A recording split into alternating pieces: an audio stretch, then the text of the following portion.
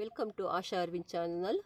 ನಾನು ಈ ದಿನ ಹುರುಳಿ ಗಿಡನ ಏಕೆ ನೆಡೋದು ಅನ್ನೋದನ್ನು ತೋರಿಸ್ಕೊಡ್ತೀನಿ. ಮನೆ ಹತ್ರನೇ ತುಂಬ ಕಡಿಮೆ ಜಾಗದಲ್ಲಿ ನೆಡ್ಬೋದು. ಈ ಗಿಡನ ತೋರಿಸ್ಕೊಡ್ತಾ ಇದ್ದೀನಿ ನೋಡಿ ಫ್ರೆಂಡ್ಸ್.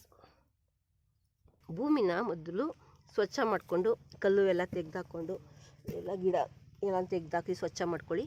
ಮೊದಲು ಸ್ವಲ್ಪ ಇದರಲ್ಲಿ ತೆಗೆದು ಆಮೇಲೆ ಸ್ವಲ್ಪ ಗೊಬ್ಬರ ಹಾಕಿ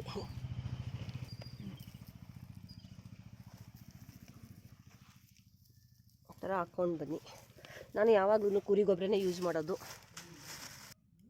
ಇದು ನಾನು ಬೆಳೆದಿದ್ದು ಬೀನ್ಸ್ ಗಿಡನೇ, ಇದು ಹುರುಳಿ ಗಿಡ. ಇದರಲ್ಲೇ ಒಣಗಿದ ಮೇಲೆ ಸ್ವಲ್ಪ ಬಿತ್ತಗಳಾಗ್ತದೆ.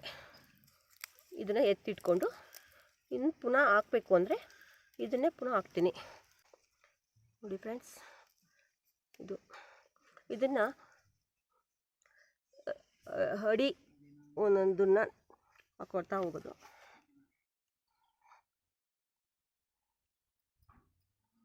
ಹಿಂಗೆ ಹಾಕ್ಕೊಳ್ತಾ ಬನ್ನಿ.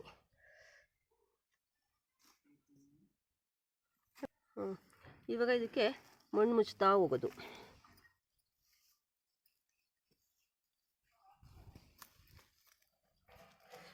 ನಾನು ಈ ಬೀನ್ಸ್ಗೆ ಯಾವುದೇ ಕೆಮಿಕಲ್ ಹಾಕ್ತಾಯಿಲ್ಲ, ಮನೆ ಗೊಬ್ಬರದಲ್ಲೇ ಬೆಳೀತಾ ಇರೋದು. ನಮ್ಮ ಮನೆಗೆ ಆಗೋ ತರಕಾರಿಗಳೆಲ್ಲ ನಾವೇ ಮನೆ ಹತ್ರನೇ ಬೆಳ್ಕೊಳ್ತೀವಿ. ಈ ಥರ ನೀರು ಹಾಕ್ತಾ ಬನ್ನಿ. 3 ದಿನಕ್ಕೋಸ್ಕರ ನೀರು ಹಾಕ್ತಾ ಬನ್ನಿ. ಈ ಥರ 3 ದಿನಕ್ಕೆ ನೀರು ಹಾಕ್ತಾ ಬಂದಾಗ ಒಂದು ಒಳಗಡೆ ಮೊಳಕೆ ಬರುತ್ತೆ. ಇದೇ ರೀತಿ ತರಕಾರಿಗಳನ್ನ ಚಿಕ್ಕ ಜಾಗದಲ್ಲೇ ಹೇಗೆ ಬೆಳೆಯೋದು ಅನ್ನೋದನ್ನು ಮುಂದಿನ ವಿಡಿಯೋದಲ್ಲಿ ತೋರಿಸ್ತೀನಿ ನಾನು. ಈ ವಿಡಿಯೋ ಇಷ್ಟ ಆದಲ್ಲಿ ಸಬ್ಸ್ಕ್ರೈಬ್ ಮಾಡಿ, ಲೈಕ್ ಮಾಡಿ. Thank you friends.